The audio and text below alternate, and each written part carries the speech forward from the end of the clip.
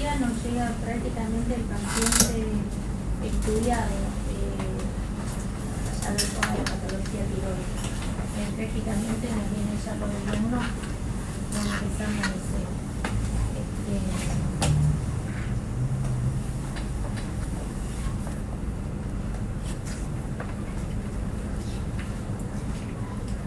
El doctor Sisti que me pregunta qué pasó, pero no le respondo. Entonces, ¿alguno tiene idea? ¿Alguno pasó por alguna patología tiroide, algún familiar? ¿Saben cómo se trata una lesión de tiroides? No es sacar toda la tiroides. Sacar toda la tiroides, perfecto. Ese es el concepto que tenemos de cómo se trata un cáncer, ¿no es cierto? Con tiroidectomía total. Bueno, muy bien. Eso es lo que vamos a ir viendo, si es en todos los casos y si es la única cirugía que se hace, ¿saben?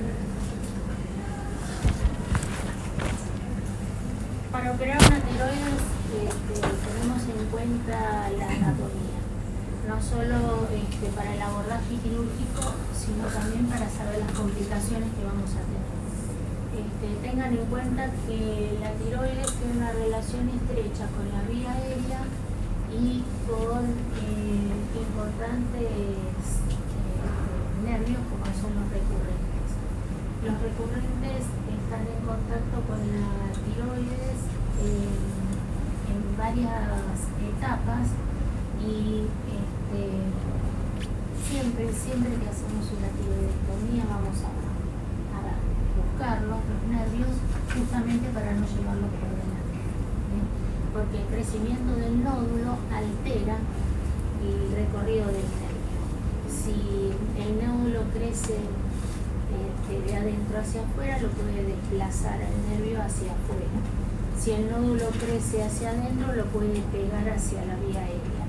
Entonces, siempre el recorrido puede estar alterado según el crecimiento del nódulo, por lo tanto vamos a buscar el nervio justamente para no cortarlo.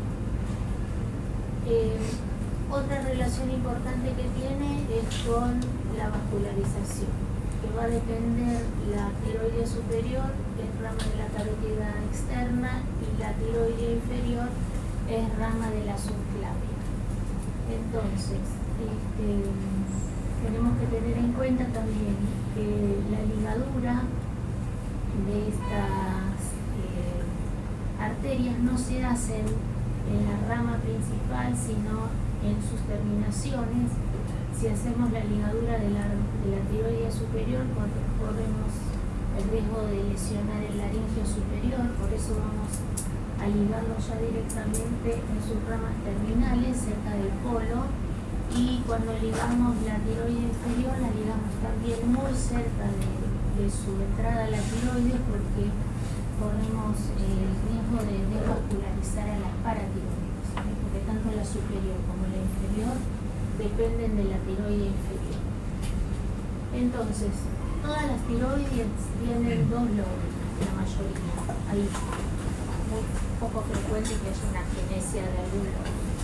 Y tienen una pirámide, que es la pirámide de Laluet, que no siempre está en la línea media y en relación con el istmo a veces está lateralizada. Y es importante buscarla porque cuando hacemos una tiroidectomía total tenemos que sacar todo el resto tiroideo, no tenemos que dejar tiroides justamente para que no haya recidivas neoplásicas. Esta es una vista posterior donde vemos que la glándula está en relación con las paratiroides, que generalmente cuando no son patológicas miden menos de 1 centímetro. Y acá están los recurrentes, que por supuesto esto es un esquema, que se ven bien paralelos, pero generalmente tienen una dirección que es de afuera hacia adentro, y van en un trayecto, van bien paralelos a la tráquea hasta que entran a la laringe. Muy bien.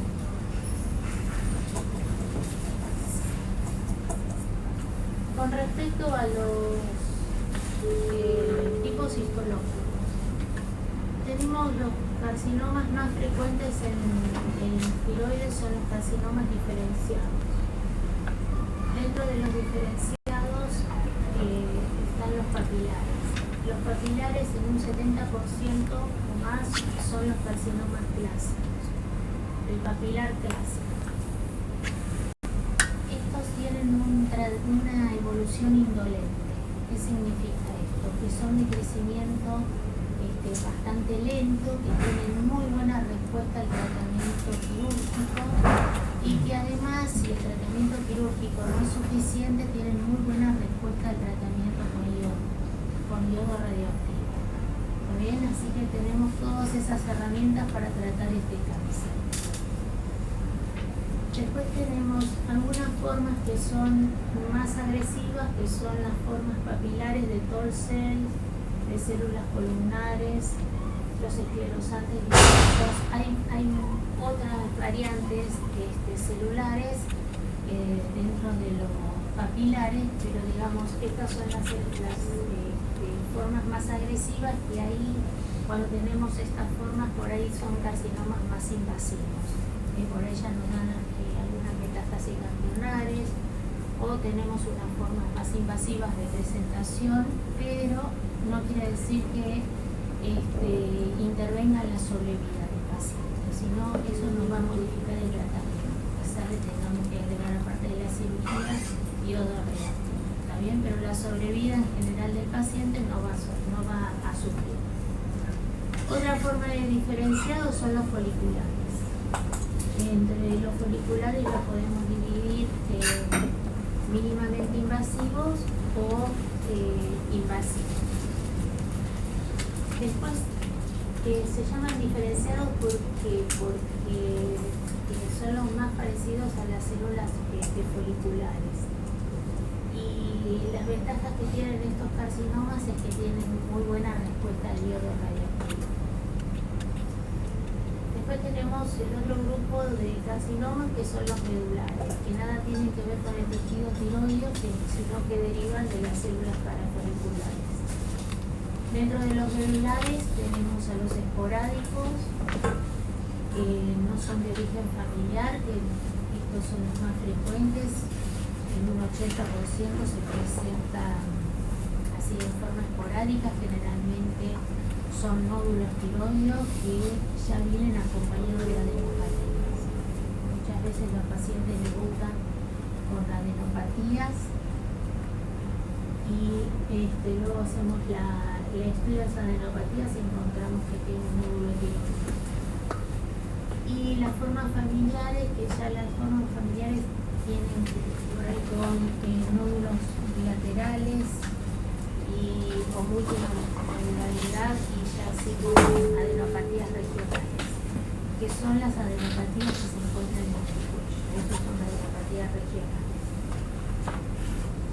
Después tenemos los carcinomas indiferenciados, que son formas agresivas, que por suerte son un porcentaje muy bajo, que son del 5%. Los linfomas tiroides, que son linfomas primarios de la propia glándula, y las formas de tumorales metastásicas, que son poco frecuentes en las tiroides. Es muy raro ver una metástasis como forma de presentación de un nódulo tiroideo. Bueno, ahora vamos a desarrollar cada uno, a ver cómo lo tratamos.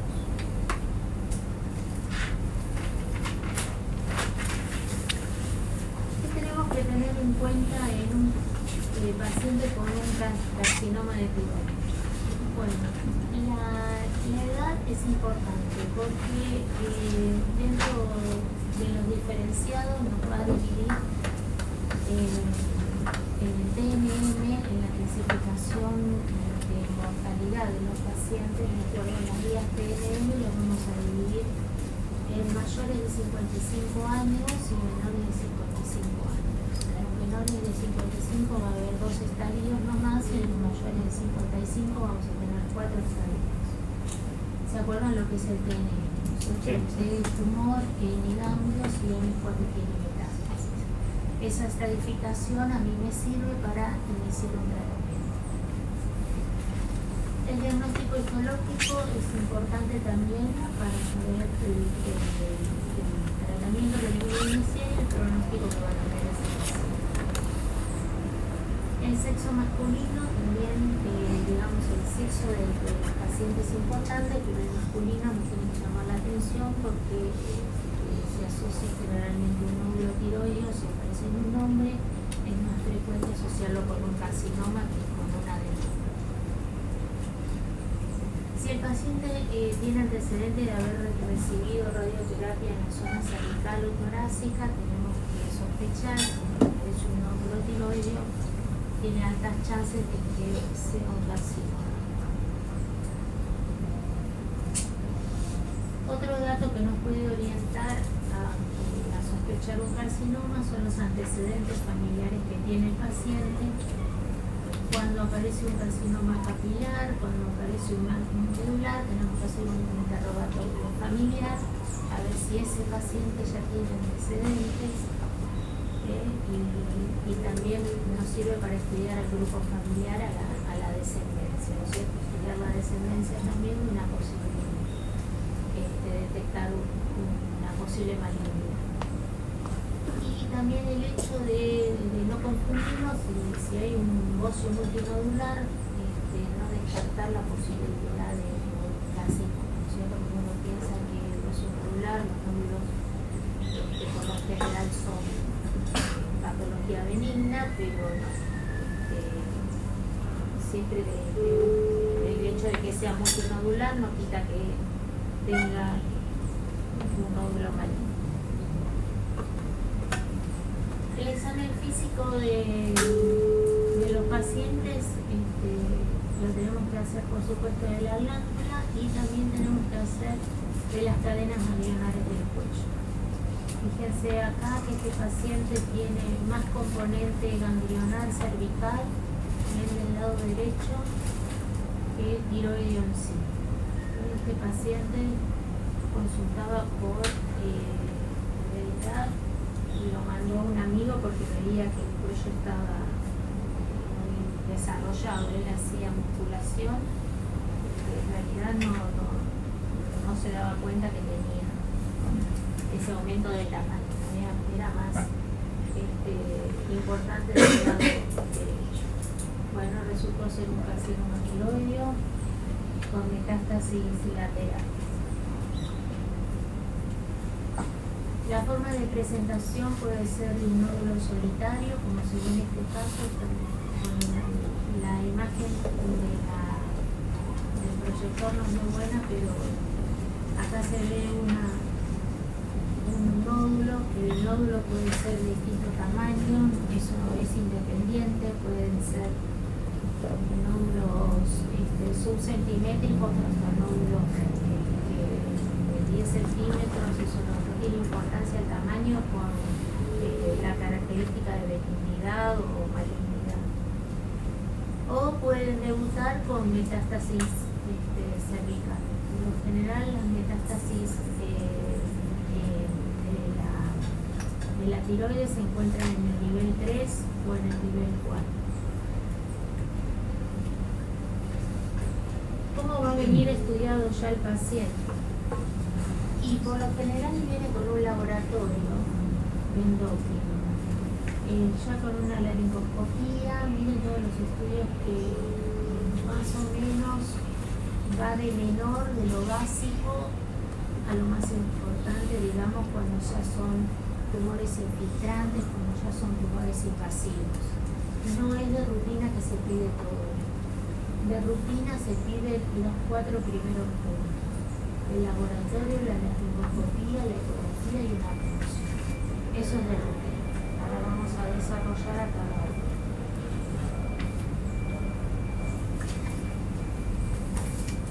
El laboratorio, bueno, va a venir con un perfil tiroideo. Nosotros lo que necesitamos es que esté eutiroideo en el momento de la cirugía. Si es un Graves, o un carcinoma, o si es una hipotiroidea, o si es una eutiroidea, bueno, no importa. El tema es que llegue a un estado de eutiroidismo en el momento de la cirugía.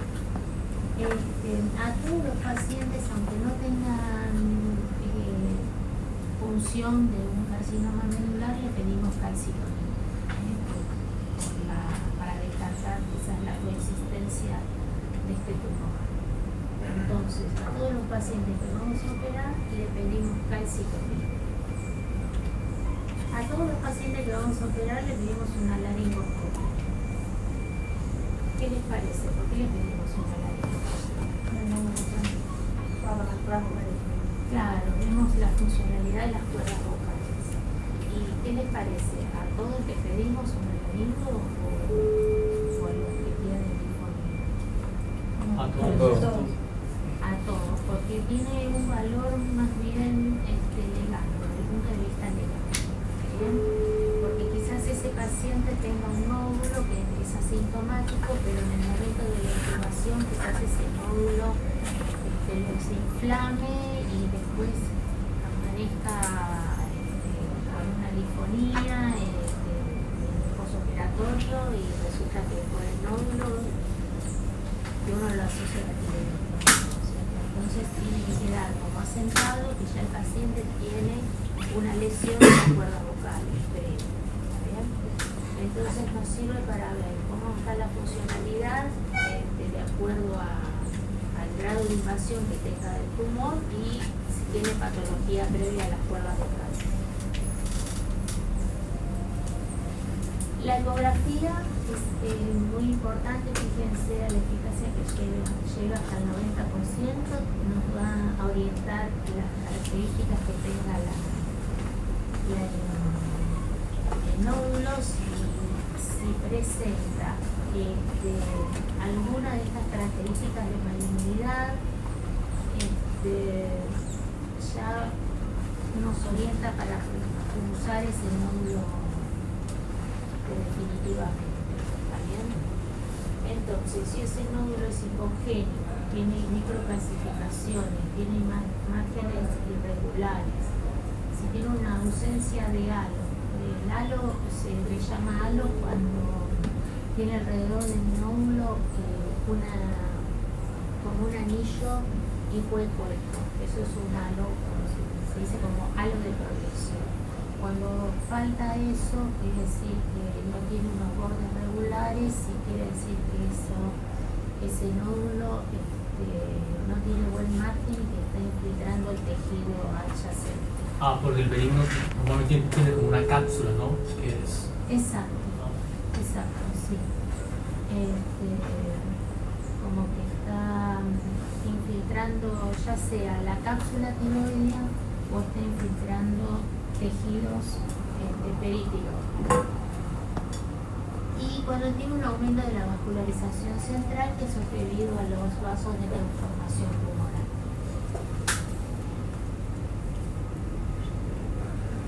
Acá ven una imagen donde hay un nódulo maligno. Ven que los bordes son irregulares, no es típico borde redondito. Acá ven cómo está infiltrando, esto todo que se ve acá como una línea más gruesa es los músculos pretiroideos, este es el tejido tiroideo y está ya invadiendo la musculatura. Acá muy pequeñito, esto, muy chiquito, se ven las microcalcificaciones y acá esto que imagínenlo ver rojo, en la computadora se ve rojo, se ve rojo y azul, son la vascularización central. Cuando ya tienen esas características ecográficas, son orientadoras para tomar muestra de ese nódulo. Ya identifican el nódulo y saben dónde van a punzar y van a obtener material. La ecografía también les va a dar datos de las regiones laterales del cuello para estudiar las cadenas ganglionales. Van a ver los ganglios que van a tener características si son redondeados, si tienen también vascularización central. Entonces, y si tienen, por supuesto la vascularización la van a ver con las imágenes Doppler. Y justamente si tienen estas características, de alteración de los diámetros y de la vascularización son candidatos a ser punzados. Cuando ustedes punzan el ganglio van a obtener material para citología y van a tener material para medir ahí en lo que te dice lavado de aguja, medir tiroglobulina y calcitonina. Porque lo que obtienen no es un líquido, obtienen células, pero ustedes lo diluyen con solución fisiológica, a eso se llama lavado de aguja, que es lo poquito que queda en la aguja, lo lavan con solución fisiológica y ahí determinan tiroglobulina y determinan la calcitonina. ¿Está bien? O sea que determinan físico químico y citológico. Entonces, si me viene positivo en un ganglio la tiroglobulina, es una metástasis prevascular o diferencial. Y si me viene positivo para calcitonina, es una metástasis longitudinal. Entonces, la tiroglobulina y la calcitonina la van a medir en un ganglio. La van a medir en la tiroides, por supuesto no va a dar positivo, pero si la miden en el ganglio que da positivo, eso ya es patognomónico de metástasis. ¿Se entendió? Sí. ¿Cómo la densidad positiva de ganglio tiroglobulina indica metástasis del papilar? De diferenciado. De diferenciados. Sí. Si es positivo para calcitonina, Para medular. para medular. Sí, el medular se diagnostica por la calcitonina y también por el CEA. Muy bien. Otro de los estudios complementarios que yo les decía que dan los 4 básicos es la punción con aguja, la PAP. La PAP en tiroides llega hasta un 97% de diagnóstico. Así que si ustedes están haciendo una ecografía y en ese momento le hacen la punción con un citólogo al lado que dice, sí, mire, ya tengo células, puedo hacer diagnóstico, perfecto, no tienen que hacer volver al paciente porque por ahí la punción fue insuficiente o no tienen, digamos, una celularidad adecuada o por ahí le sacaron sangre o mucho coloide. Ahí llegan a hacer el diagnóstico en el momento y en este caso tendríamos que poner ahí una cortina más oscura para que no nos entre el sol, pero bueno, esto sería el nódulo y acá estaría la aguja. La punción con aguja fina se hace con el paciente despierto, no requiere ninguna preparación previa, salvo un coagulograma, y pueden punzar en el mismo momento las adenopatías laterales que se encuentren en la ecografía en el momento del estudio y por supuesto los nódulos tiroides.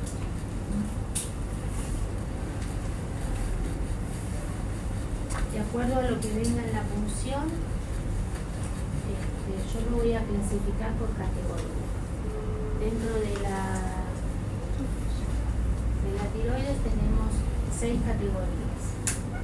Esto se llama consenso Bethesda, que es lo que llegaron, es un acuerdo en realidad que se realizó en la ciudad de Bethesda, en Estados Unidos, y consensuaron que hay 6 categorías. Si el patólogo me informa que es una categoría 1, quiere decir que yo no puedo hacer diagnóstico porque es una muestra insatisfactoria.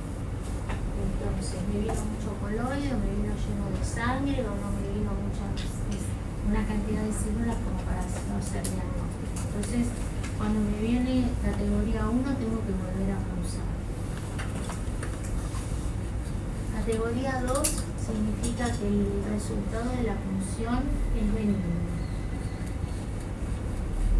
Categoría 3 significa que hay una proliferación folicular de bajo grado. ¿Qué quiere decir?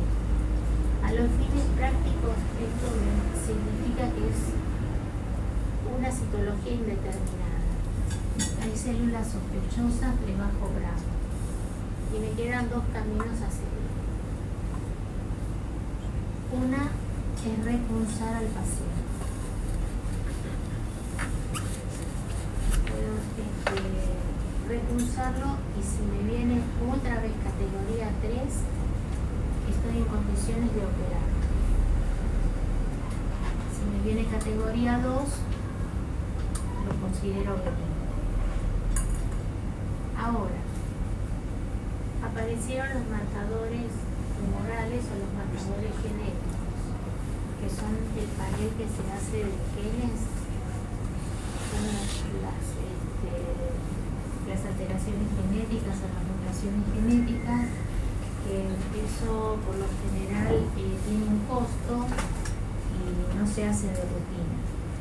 Entonces, si yo dispongo de ese estudio, puedo hacer un perfil genético, un panel genético a la categoría 3, y se me viene mutado un gen, yo ya lo puedo considerar, aunque es un paciente con un perfil tumoral, y lo tengo que operar. Si no me viene mutado ese gen, lo puedo controlar. ¿Se entiende? Categoría 4 es una proliferación folicular, pero de alto grado. Ya hay células más que sospechosas. Entonces estoy autorizada a hacer la cirugía, pero una cirugía dependiente. Por ejemplo, no le hago la tiroidectomía total, sino que le hago la hemitiroidectomía. Le saco el lóbulo que está enfermo. Categoría 5 ya se considera que llega a un 75% de células con sospecha. Entonces, ahí se puede autorizar a hacer la tiroidectomía total. Y categoría 6 se considera un tumor maligno, ahí le hacemos la tiroidectomía total. 5 y 6, tiroidectomía total. Categoría 4, hemitiroidectomía. ¿Sigo? ¿Cuándo pedimos tomografía? La tomografía no se pide de rutina en los cánceres de tiroides, salvo que sean cánceres invasivos, salvo que sean tumores muy grandes, como por ejemplo este. Ven que es un tumor gigante que mide más de 10 centímetros y tenemos acá, ven, acá está la carótida, acá está la vena yugular interna, acá está prácticamente desplazado. Quiero saber yo cómo está la carótida, cómo está la yugular, si están invadidas. Siempre pedimos por eso las tomografías con contraste en cabeza y cuello, y siempre pedimos las tomografías de macizo facial, de cuello y de tórax. El tórax nos podemos encontrar también con que haya metástasis pulmonares. Es poco frecuente, pero bueno, tenemos que estadificar al paciente de esa manera: macizo facial, cuello y tórax. Entonces solamente se pide en tumores de gran tamaño o en pacientes que ya sospechamos que son tumores invasivos o que tienen metástasis. Las resonancias las vamos a pedir más que nada en tumores que ya tienen compromiso de medias finos. Estudian mucho mejor las medias finos con resonancia magnética. Los estudios de PET, los fluordesoxiglucosa son ideales para seguimiento de tumores avanzados, es decir, en un PET ya lo vamos a ver en estadios avanzados, vamos a estudiar a los pacientes con un PET en estadios avanzados de la enfermedad. O si queremos también en ya pacientes operados que sospechamos una recaída de esa enfermedad, pero no se pide de inicio. Y el PET colina es el más utilizado en carcinomas regulares. Pedimos centellogramas óseos con ion 131 o con tecnesio 99 en pacientes con sospecha de metástasis ósea. biopsias, estos estudios ya se piden en pacientes que sospechamos metástasis, o sea, en tumores de tiroides la estadificamos en estadios avanzados. Lo mismo que el tránsito esofágico y la videoendoscopía digestiva alta, se piden tumores que ya el paciente consulta con trastornos de deglución, fagia. Yo les digo esto porque si bien es raro encontrarlos en tumores diferenciados, es muy frecuente encontrarlos en tumores diferenciados como son los anaplásicos.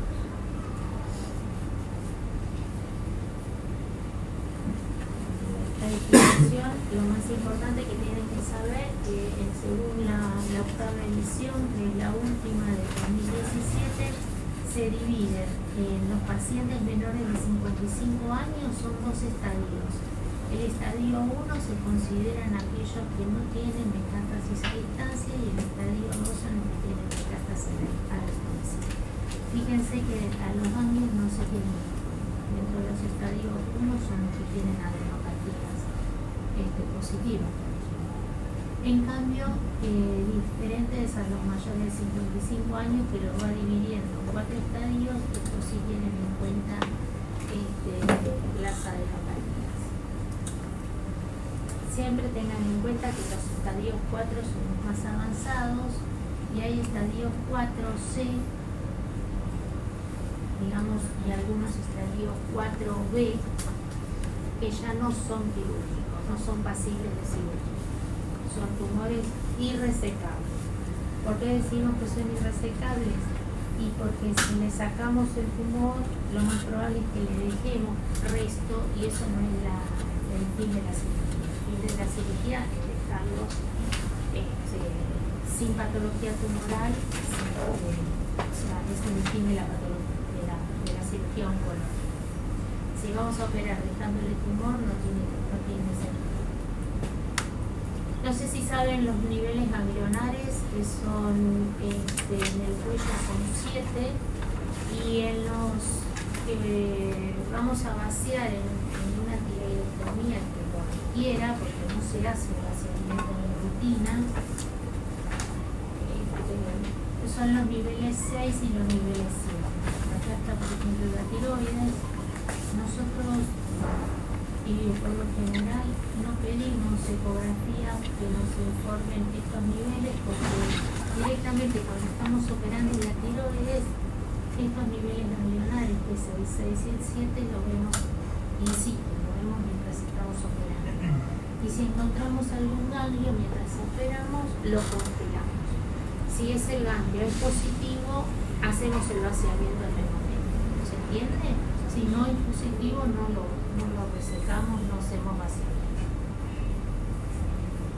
El vaciamiento del nivel 6 consiste en sacar todos los ganglios que están entre las carótidas y el ilioides y el hueco supraesternal.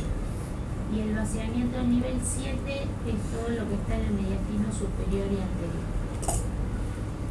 Y los vaciamientos laterales de tiroides se hacen cuando nosotros punzamos el ganglio y nos da positivo. Ya viene previamente estudiado el paciente.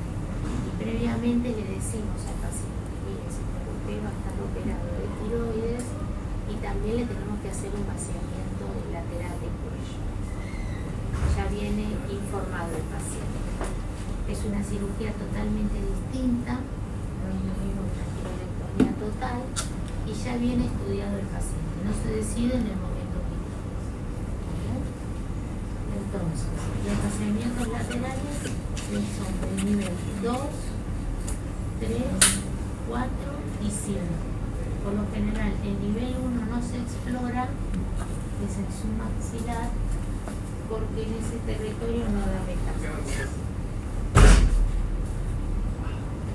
Las incisiones de Kocher son las más frecuentes, que es una incisión transversa que se encuentra en la base del cuello, que va de esternocleidomastoide lateral, borde anterior del esternocleidomastoideo, hacia 2 traveses de dedo por encima del hueco externo. Sea grande, sea chico, sea mediano, sea lo que sea, el tumor se hace esta misma incisión.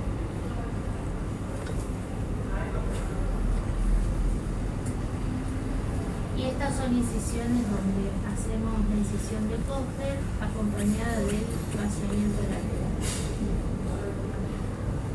Es una incisión que se prolonga hacia la región mastónica. Es otro tipo de cirugía. ¿Está bien? Por eso se lo informamos al paciente. ¿Te pasa una pregunta? Sí. Entonces, cuando le haces la tiroidectomía, ¿siempre le sacás el grupo ganglionar 6 y 7? No. ¿O solamente siempre sean no. positivos? Siempre que vos encuentres ganglios, los congeles y después. ¿Y eso lo haces con la mayoría de los ganglios o en la cirugía se ve si es sospechoso o no? Sí, se ve en la cirugía. Okay. Y te vas, y vos ya sabés, por ejemplo, si tiene un nódulo que está pegado a la tráquea, por ahí ya viene el paciente con disfonía y seguramente algún ganglio va a tener.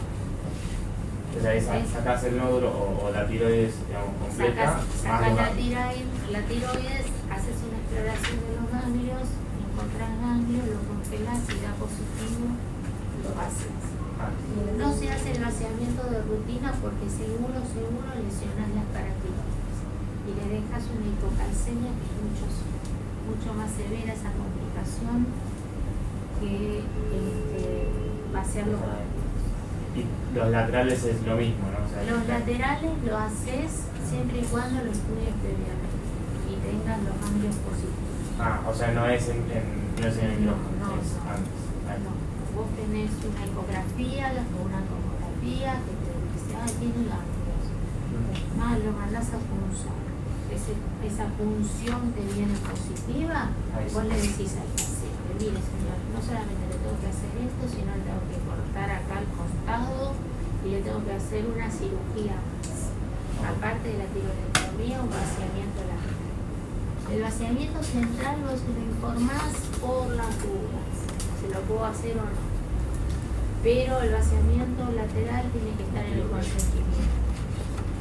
Claro. Doctor, una consulta. ¿En el medular también se hace lo mismo? Sí, se hace lo mismo, pero el medular tiene otras características. En el medular vos vas a hacer la ecografía, a ver si tiene ganglios o no laterales, pero generalmente en el medular haces el vaciamiento central de rutina. Entonces la linfadenectomía regional se hace sin hacer biopsia previa. Le podés hacer la biopsia previa lateral para estudiar esos ganglios, tampoco vas a hacer una tuberculosis. La gente tiene ganglios por otra cosa, por eso siempre se punzan los ganglios. Pueden coexistir patologías, siempre tenés que punzarlos los ganglios, porque no vas a estar vaciando una tuberculosis. No das por sentado que ese ganglio es una metástasis, ¿sabes? Pero aparte el medular vos haces esos tratamientos porque no tenés yodo. Vos a la tiroides, por ejemplo, si tenés algún ganglio central, por ahí hacer una tiroidectomía y bueno, no le hiciste vaciamiento, pero era una forma agresiva. Bueno, tenés el yodo de reposo. ¿Entendés? No vas a volver a operarlo para hacer un vaciamiento porque tenés el yodo de reposo. En cambio en el medular no. Por eso haces el vaciamiento central sí o sí.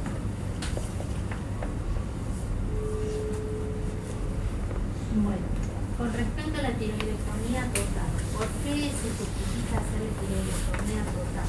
Yo digo que van cambiando los conceptos, se van cambiando día a día.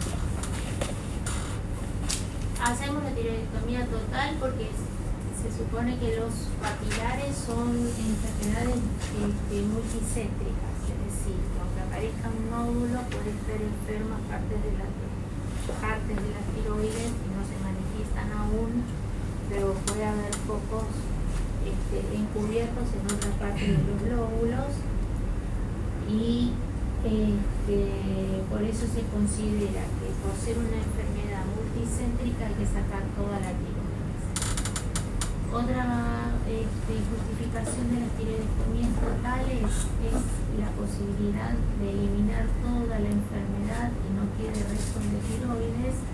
Y otra posibilidad es que con el dosaje de tiroglobulina después nosotros podemos hacer el seguimiento del paciente. Es decir, sin tejido tiroideo, haciendo la tiroidectomía total, si nosotros después lo seguimos al paciente dosándole tiroglobulina, y siempre tenemos una tiroglobulina baja y de repente nos aparece alta, tenemos que sospechar que haya una recaída. Esa recaída puede ser, por ejemplo, por metástasis cardíacas. Esta es una imagen donde vemos pero esta es la laringe y esta es la tráquea. Ven los anillos traqueales, acá están los recurrentes, todo esto negrito es la electrocoagulación. Acá está el recurrente al otro lado. Esta es una paratiroides, tienen que fijarse, prácticamente no tiene diferencia con el resto de los tejidos, tienen que tener el ojo entrenado para ver las paratiroides. No se ven. Ustedes si tienen posibilidad de subir a una tiroidectomía, al lunes vamos a hacer una. Vemos las paratiroides, se las mostramos, se las demostramos y a veces es muy difícil diferenciarla del resto del tejido. Y lo que les quería mostrar que nosotros abrimos la línea media, ven que acá están los pretiroides, los músculos pretiroides separados, o sea, la incisión en piel y celular la hacemos horizontal, pero después abrimos la línea media separando la piel. Esto se llama lecho tiroideo, donde ya sacamos la tiroides y nos queda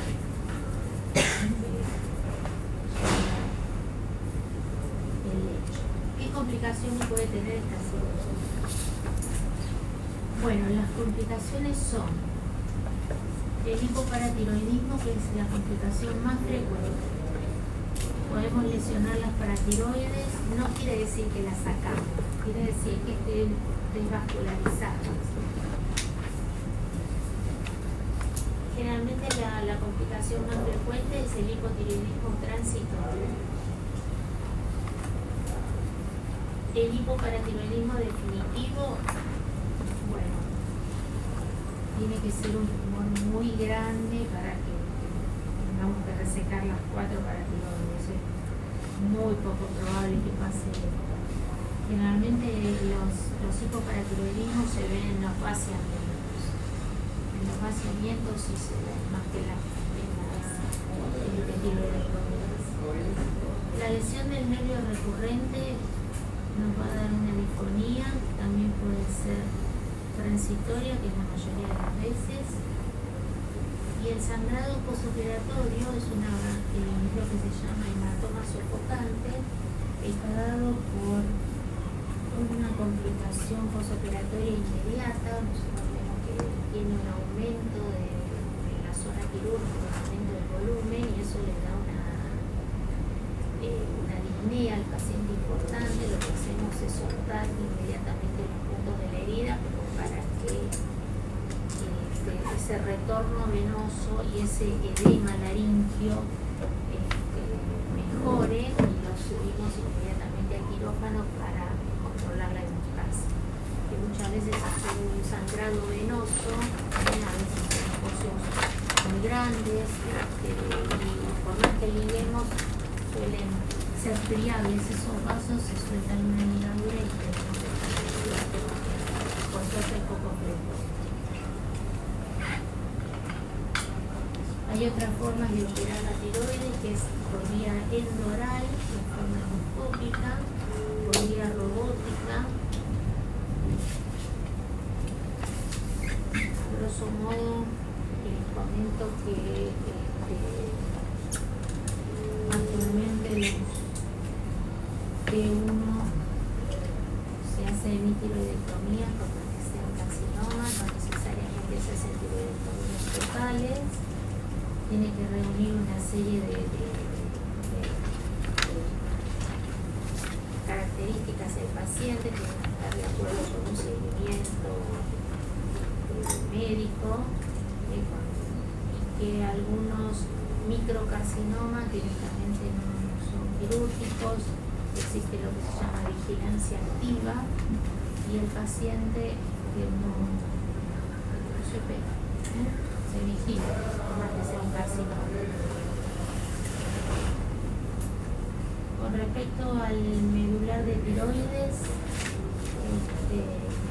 esto lo vamos a tener que hablar por ahí en otra clase, se lo voy a dar en otro momento, porque ahora aparece el Ateneo de cirugía y nos van a conocer, pero falta muy poquito, así que si les parece, cuando les doy tumores laterales del cuello, que es el otro viernes, ahí les completo la clase. Así no se hace tan largo porque tuvimos este inconveniente.